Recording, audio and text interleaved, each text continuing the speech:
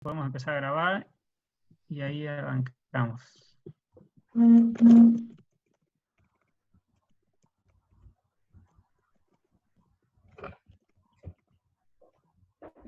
Vale. Bueno, estamos grabando. Largamos. Buen día nuevamente. Lo que voy a hacer es callarlos a todos y empezar la clase y después volvemos a habilitar. Decíamos al principio, vamos a dividir la clase de análisis jurisprudencial en dos partes. Primero, una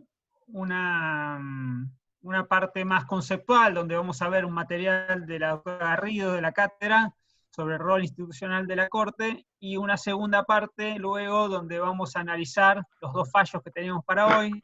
Son fallos cortitos y relativos a la obligatoriedad de los fallos de la Corte Suprema como precedentes para ese mismo tribunal y como doctrina para los tribunales inferiores. Así que ese va a ser la hoja de ruta, y finalmente vamos a habilitar otra vez una ronda de preguntas, consultas, a ver cómo estamos.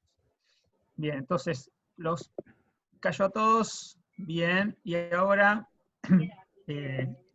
abro mi presentación. Bien. ¿Y por qué sigo escuchando a todo el mundo? Buena pregunta. Ahí sí, ahí los calla a todos. Bueno, vamos, arranquemos. A ver qué esto... Bien, arrancamos. Rol institucional de la Corte Suprema. Esto ya lo vimos en alguna clase inicial, ahora nos vamos a meter a fondo. Está en el material que tienen en la primera unidad del libro, y este documento, esta presentación en PowerPoint también la tienen y la han compartido en el grupo. Así que si quieren la pueden ir siguiendo de ahí. Naturaleza y funciones del Poder Judicial. Antes de ver cuáles son las funciones de la Corte, vamos a ver en general las del Poder Judicial. Ahí tenemos en la sección tercera de la Constitución, que se llama del Poder Judicial, vemos que en lo que se llama la estructura o la arquitectura o la caja de máquinas de la Constitución, como dice Gargarella, está dividido en los tres poderes. Entonces, nosotros nos vamos a meter en uno de ellos, en cómo se organiza el poder. El poder es uno solo, se divide en funciones, o lo que llamamos los tres poderes, la división de poderes, y específicamente vamos al Poder Judicial, se llama naturaleza y duración. O sea que ya vemos que nuestra Constitución utiliza ese lenguaje naturalista o esencialista del que hablábamos la clase pasada. Bien, artículo 108. El Poder Judicial será actual 116. Vamos a buscarlo acá. Así lo leemos del texto constitucional.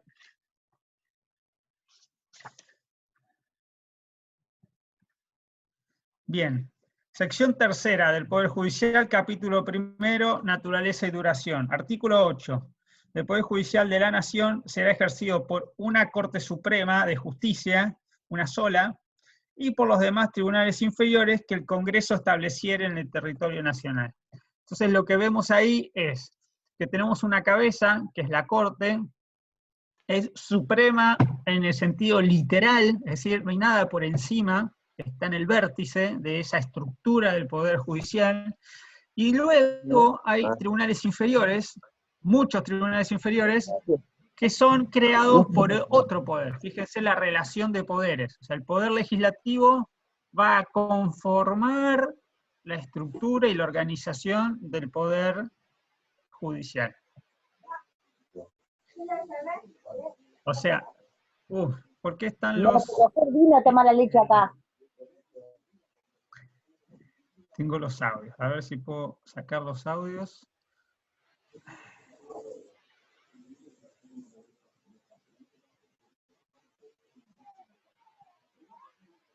Bien, ahora sí, los callé a todos. Sigo con mi presentación. Entonces, Lo primero que tenemos que ver es que más allá de ese artículo constitucional, cómo está organizado el Poder Judicial. Y vamos a ir a la Ley 27.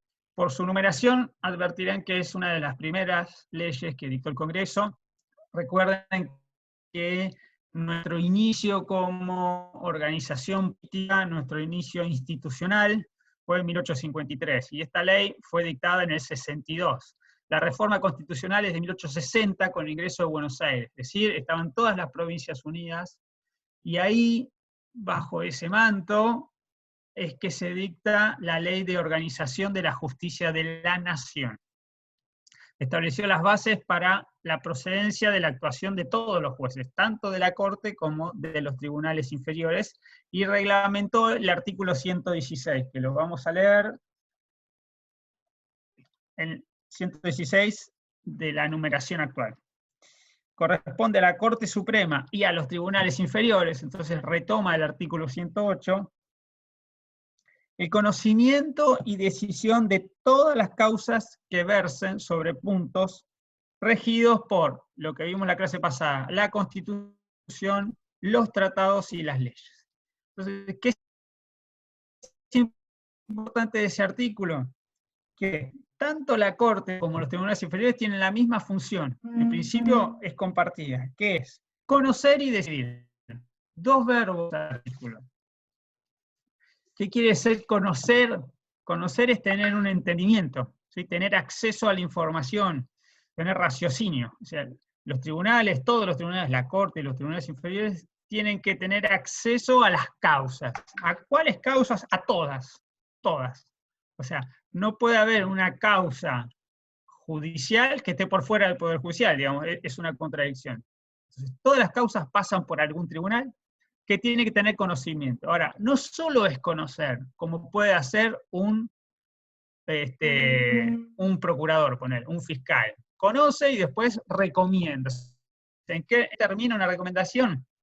Vieron que ayer salió, no sé si lo siguieron, el dictamen del procurador sobre el pedido de la presidenta del Senado para sesionar de manera remota. La Corte Suprema. Y el procurador rechazó, y le rechazaron el pedido de sesionar de manera virtual. Bien, el procurador no puede rechazar nada, el procurador recomienda. O sea, ¿qué recomendó a la Corte? Bueno, rechazarlo. ¿Por qué? Porque no resuelve. Y acá el artículo 116 dice conocer y decidir. La decisión es la función propia de un tribunal de justicia, ¿sí? Lo que se llama impartir justicia es decidir en una causa. Es decir, no solo conocer y entender, sino resolver. ¿Cómo resuelve? Bueno, ¿es procedente la demanda o no es procedente la demanda? ¿Se acepta el recurso extraordinario o se rechaza el lugar a la petición o no? No, eso es resolver. Entonces, los tribunales organizados ya desde la ley 27 tienen esa doble función. Conocer y decidir en todas las causas que versen sobre qué, sobre lo que es el andamiaje federal, ¿sí? Que es la ley suprema, dice el artículo 31, la Corte, los tratados, tanto los que tienen rango constitucional como los que están por debajo, y luego las leyes que dicta el Congreso. Bien. ¿Qué se necesita para que un tribunal de justicia intervenga, tenga participación y finalmente resuelva? Necesitamos dos requisitos, que son requisitos de manera simultánea. Esto también lo vimos en la clase pasada. Por un lado, que haya un caso judicial, y por otro lado, que haya legitimación. Repasamos rápidamente. ¿Qué era un caso judicial? Teníamos tres sinónimos: caso, causa o controversia. Entonces, es más fácil verlo como una controversia. Yo necesito que dos partes estén litigando, ¿sí? Que haya un desencuentro en los pareceres y que eso los lleve a plantear una desaveniencia en un estado. El caso tiene que ser un conflicto, una controversia de hecho y de derecho, y que sea actual, que sea presente, o sea, ¿no? Que sea abstracta, ni que futura, ni que haya devenido abstracta porque ya se resolvió, y que haya un conflicto. Eso llevado a un tribunal. Y luego la legitimación, porque puede haber un caso, pero quien lo presenta no esté legitimado, no esté habilitado por la justicia, según los parámetros procesales, para presentarlo ante un juez. Y después, como vimos en Alavi, esa legitimación, también tenemos que decidir el alcance, ¿sí? A quién va a representar después los efectos de ese fallo, a quién va a alcanzar los efectos de ese fallo. Es decir, la legitimación a quién representa. Si yo vengo en derecho propio, solamente me va a beneficiar o perjudicar a mí. Si yo vengo en representación de mi hijo menor, bueno, soy simplemente un mandatario de quien me da ese poder. Me lo puede dar la ley o un instrumento privado. Y después, lo que vimos de las acciones de clase o colectiva, ahí involucro a muchas más personas que en esa misma situación. Tiene el problema que vimos en la clase pasada de conformar una clase. Pero lo importante es tener eso, idea de que tiene que haber un caso y quien lo presente tiene que estar legitimado. Todo eso es lo que habilita a que la justicia tome intervención, en el sentido de conocer y finalmente decidir o resolver. La ley 27 en el capítulo 1, que se llama Naturaleza y Funciones Generales del Poder Judicial Nacional, dice que va a proceder aplicando la Constitución, que la justicia nacional va a proceder aplicando la Constitución y las leyes nacionales a la decisión de las causas en que versen intereses, actos y derechos de ministros, de agentes públicos, simples individuos, provincia y nación. Bueno, están todos ahí. La aclaración que tenemos que tener en cuenta es que justicia nacional y justicia federal en principio es lo mismo, digamos, es la que imparte la nación. La nación, acuérdense, es la que está por encima de las provincias. Pero la gran divisoria de agua es eso, la justicia provincial, que tenemos hoy 24 distritos o 24 jurisdicciones, y por encima está la nación, que es un solo distrito en todo el territorio nacional. Bien, la ley 27 traía un artículo que va precisamente a lo que vimos la clase pasada con Rodríguez Pereira, que dice así el artículo 2.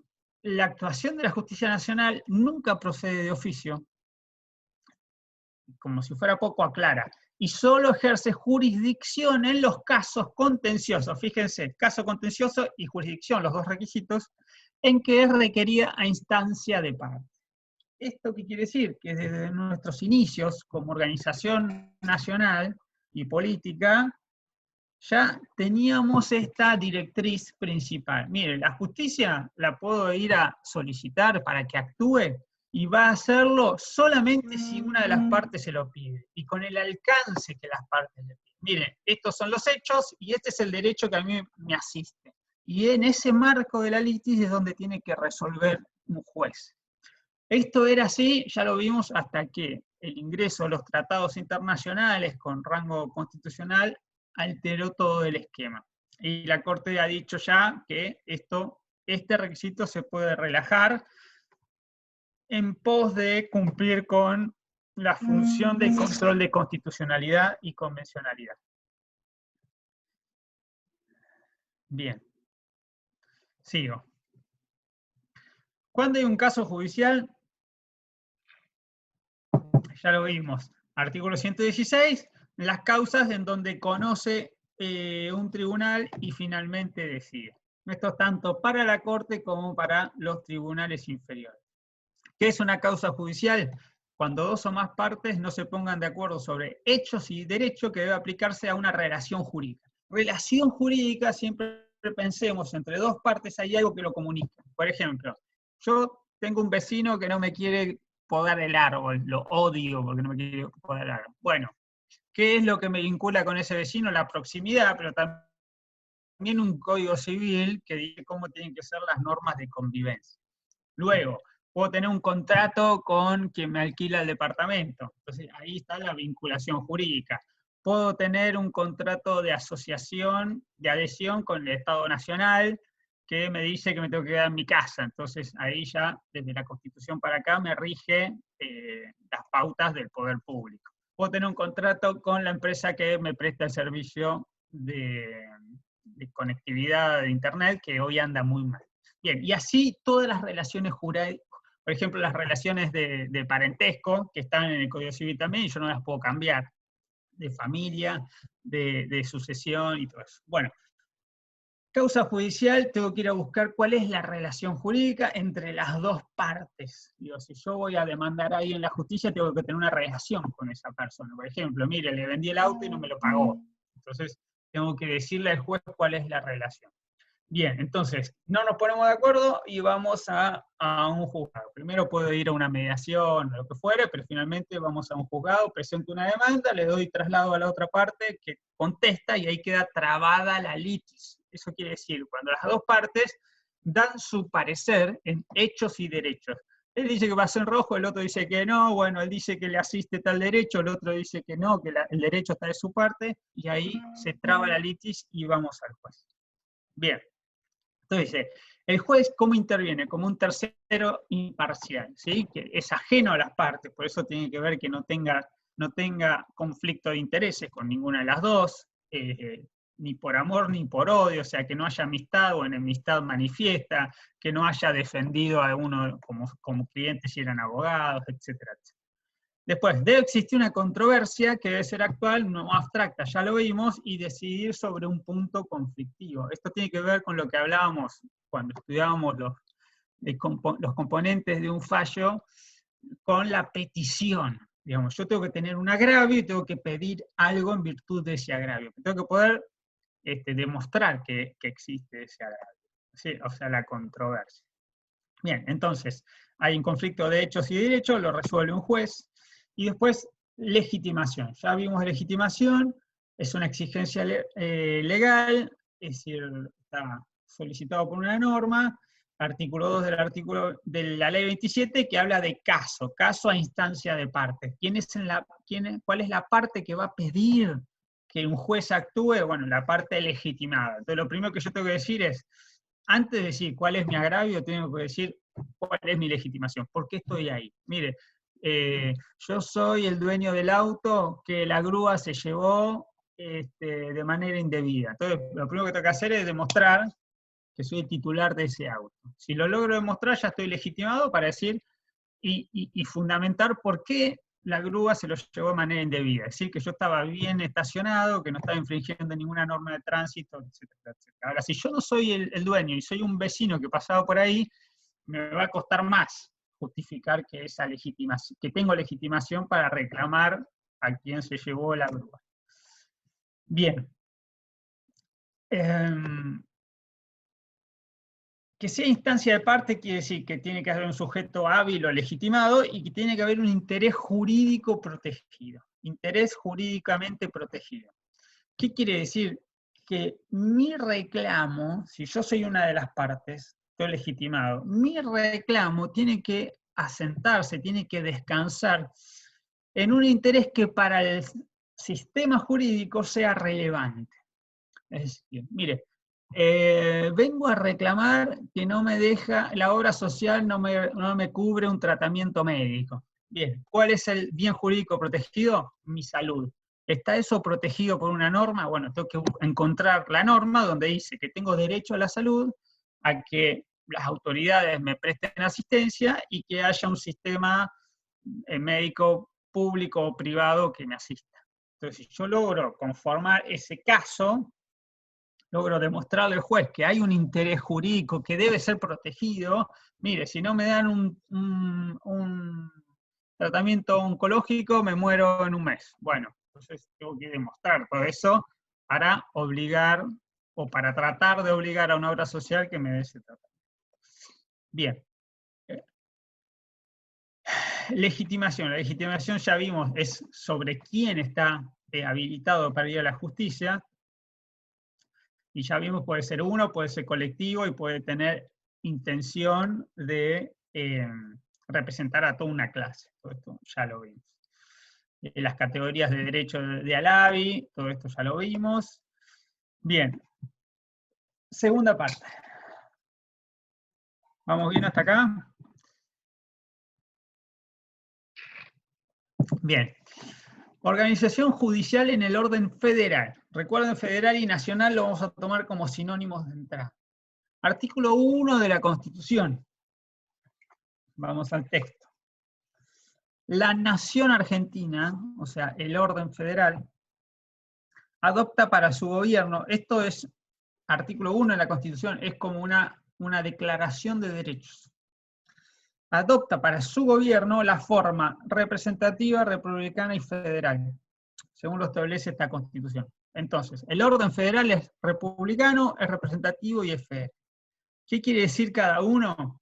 Republicano, que no somos una monarquía, que no tenemos que el origen del poder no está por fuera de la voluntad popular, no viene por herencia, no viene de una autoridad supraempírica, algún dios que baja y dice, este va a ser el papa que me va a representar. Nada de eso. O sea, la república está basada en la voluntad popular, es decir, son los ciudadanos los que eligen a sus representantes. Y si no les gustan los representantes, el poder vuelve a la ciudadanía. Y como va a tener representantes, una república le va a exigir a esos representantes que den cuenta de los actos de gobierno y por lo general que esa representación, que es un mandato, esté acotada, es decir, que haya plazos para la representación, o sea, un mandato con un plazo definido, ¿sí? Vos vas a ser mi presidente, mi legislador, mi diputado durante tantos años. Bien, ahí tiene el dibujito de la libertad que anda al pueblo. Bien. Representativo es eso, tengo mis representantes que los elijo, y que yo elija representantes quiere decir, hay un articulito por ahí en la Constitución, que el gobierno no delibera ni gobierna, sino a través de sus representantes. O sea, la democracia directa, que sea el pueblo y que directamente tome sus decisiones, es muy acotada. Lo tenemos que hacer a través de los representantes. Y los representantes lo hacen, se organizan a través de una institución que es básica para la democracia, que son los partidos políticos. Es decir, nuestra democracia está apalancada en una intermediación, que es la representación política a partir de organizaciones como los partidos políticos. Los partidos políticos no son lo mismo que una organización social, no son lo mismo que una fundación. O sea, un partido político tiene un objetivo específico, que es acceder al poder. Ese acceder al poder se hace para ejercer la representación que emana de la voluntad popular. Lo contrario es la tiranía, donde el representante no lo elige el pueblo. ¿Sí? En un gobierno de facto, en una dictadura, no se elige por los votos, sino por las botas. Es decir, vienen las Fuerzas Armadas o el poder que sea y se instala de hecho, por la fuerza. Pero eso es lo contrario a democracia. Bien, y después federalismo. Somos un país federal. ¿Qué quiere decir que somos un país federal? Bien, si rastreamos nuestros orígenes como nación, encontramos que había una organización previa, que eran las provincias, que venían de los virreinatos, ¿no? Esas provincias que cuando dejamos de ser una colonia, adquirieron autonomía, se unieron, hicieron tratados entre sí, hasta que finalmente se pusieron de acuerdo todas, y dijeron, vamos a ceder parte de nuestro poder, de nuestras facultades, en un ente superior. Entonces, estamos acá y vamos a crear este ente que está por encima y que nos agrupa a todas. Hicimos nos quedan 10 minutos. Bueno, termino esta parte y vamos a volver. Si se corta, volveremos.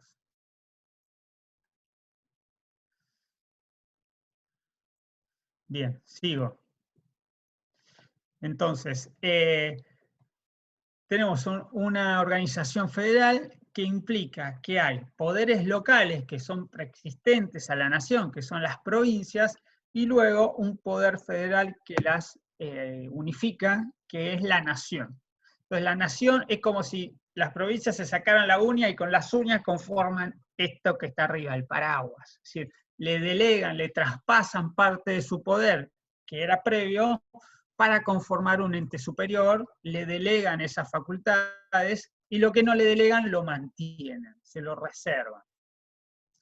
Entonces, cuando esto lo pasamos al ámbito judicial, encontramos que la Corte Suprema y el Poder Judicial es lo que está por encima, ¿sí? Es la justicia que agrupa a todos los entes subnacionales, ¿sí? A nivel federal, todas las provincias. El artículo 121 de la Constitución, lo buscamos, dice, está en lo que se llama gobiernos de provincia. O sea, la Constitución va a decir cómo se tienen que organizar las provincias, y el artículo 121 dice, las provincias conservan todo el poder que no han delegado por esta Constitución al gobierno federal. Provincias y gobierno federal. Lo que no le delegaron, se lo reservaron, lo mantienen, lo preservan. Y el que expresamente se han reservado, porque pueden decir que no lo delegué, no hay norma de delegación en la Constitución o en otras leyes, o también puede ser, esto expresamente me lo quedo. Entonces tiene una fuerza superior, pero el efecto es el mismo. Por pactos especiales al tiempo de su incorporación, porque cuando las provincias se incorporan a la Constitución, puede ser que hayan reservado una parte de ese poder. Si ustedes van al artículo 31, en la última parte, van a ver algo específico para la provincia de Buenos Aires en ese sentido. Y el artículo 5 también regula la relación entre provincias y nación. Le impone exigencias a las provincias. Dice, cada provincia dictará para sí una constitución. Entonces vamos a tener la constitución de la nación, la que estudiamos siempre, y vamos a tener constituciones provinciales. Cada una de las 24 provincias, o 23 más Cava, pueden tener una constitución. Pero esa constitución no puede ser armada libremente, autónomamente por cada provincia, sino que tiene que respetar ciertos parámetros. ¿Qué son? Que tiene que tener sistema republicano, igual que la nación, o sea, no puede haber un emperador catamarqueño o chubutense. No, tiene que haber un gobernador elegido por el pueblo con un voto popular y con un mandato. Bien, de acuerdo a los principios, declaraciones y garantías de la Constitución, es decir, no puedo establecer la esclavitud en Formosa, porque iría contra los derechos constitucionales, o limitar la libertad de prensa en Mendoza. Bien, y que asegure su administración de justicia, es decir, tiene que haber tribunales provinciales, o sea, no solo la Constitución y los tribunales inferiores de la nación, sino que cada provincia a la vez tiene que tener su propio tribunal superior y las cámaras y los jueces inferiores, del orden provincial. Luego, un régimen municipal, o sea, no puedo eliminar los municipios en la provincia de Neuquén, por ejemplo. No puedo decir mañana al gobernador, bueno, no hay más municipios, voy a gobernar yo todo directamente, voy a centralizar. Y la educación primaria. Esos son los requisitos. Bajo estas condiciones, si esto se da, el gobierno federal tiene una obligación, que es garantizar que cada provincia pueda gozar y ejercer sus instituciones. Por ejemplo, si una provincia invade a otra, es obligación de la nación asistir y ayudar a la provincia asediada. Pero si se cumplen todos esos requisitos. Bien, es complejo entender el federalismo argentino, pero de a poco nos tenemos que ir metiendo. Imagino que algo habrán visto en Constitucional. Bien, los tribunales inferiores creados por la Constitución, artículo 108, dice así, hoy 116, el Poder Judicial de la Nación será ejercido por la Corte y por los demás tribunales inferiores. Esto ya lo vimos. A nivel nacional o federal vamos a tener cámaras, vamos a tener cámaras de apelaciones, cámaras de casación y vamos a tener tribunales inferiores. Un montón. Y todos esos a la vez van a estar divididos según la materia. O sea, tengo un juez en lo civil y comercial, un juez en contencioso administrativo, un juez en laboral, en seguridad social, en penal. Entonces, por materia va a estar dividido. Y después tengo los niveles, primera instancia, segunda instancia, esto ya lo vimos en la clase pasada. Bien, corresponde al Congreso, artículo 75, que es larguísimo y tiene un montón de competencias para el Congreso de la Nación, dice, inciso 20, establecer tribunales inferiores a la Corte Suprema de Justicia.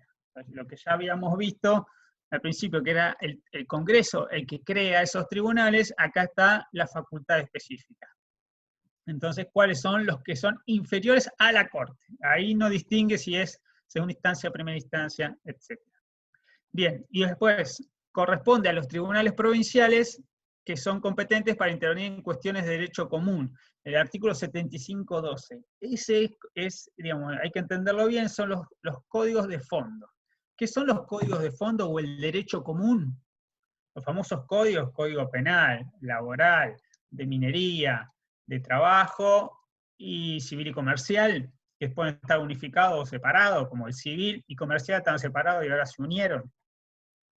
Quiere decir que esas normas las dicta el Congreso de la Nación, está encima de las provincias, y después va a regir en todas las provincias. Por eso se llama derecho común, o la legislación de fondo.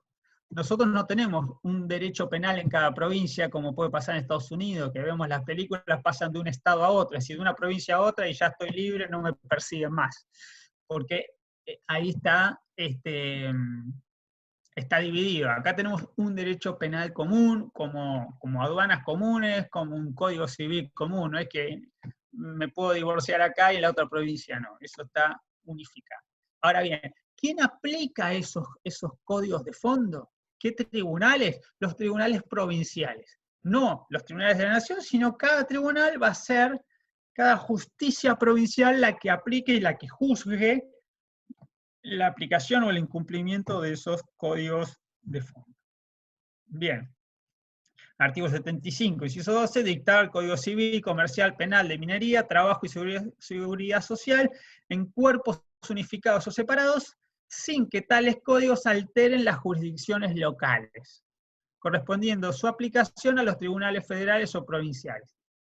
Provinciales dentro de cada territorio provincial son las jurisdicciones locales, o sea, cada provincia, los tribunales provinciales son los que van a aplicar estos códigos. Y le queda a la nación solamente si hay territorio que sea específicamente federal o si hay, por ejemplo, algunos delitos que aplique solamente la nación, juzgue la nación. Bien. Entonces, resumiendo, la cabeza del Poder Judicial es la Corte, le corresponde al Poder Legislativo crear por ley los tribunales inferiores, existen dos jurisdicciones, federal y provincial, dejamos para más adelante la situación de la Ciudad Autónoma de Buenos Aires, que es particular, pero por ahora nos quedamos con estas dos jurisdicciones. Bueno, Ministerio Público y Consejo de la Magistratura, ya lo veremos más adelante, son como... ¿cómo se llama? Satélites de los tribunales, ¿sí? Están por afuera, pero complementan lo que es, en sentido lato sensu, el Poder Judicial. Bien, ¿estamos hasta acá? A ver que voy a salir, un segundo, a ver si los veo. Les voy a sacar el volumen, les voy a dejar ahora sí que puedan hablar. ¿Me siguieron bien hasta acá? Sí. ¿Sí? ¿Está todo ok? Sí. Bien, porque yo me pongo a hablar y después me olvido y no los veo más. Bien, ¿todo bien hasta acá? Parece que sí. No, el grupal, ahora, acá. Estaba hablando solo a Ale.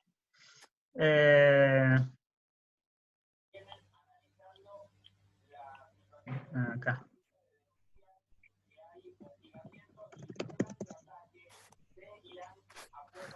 Todo bien, y estamos grabando, entonces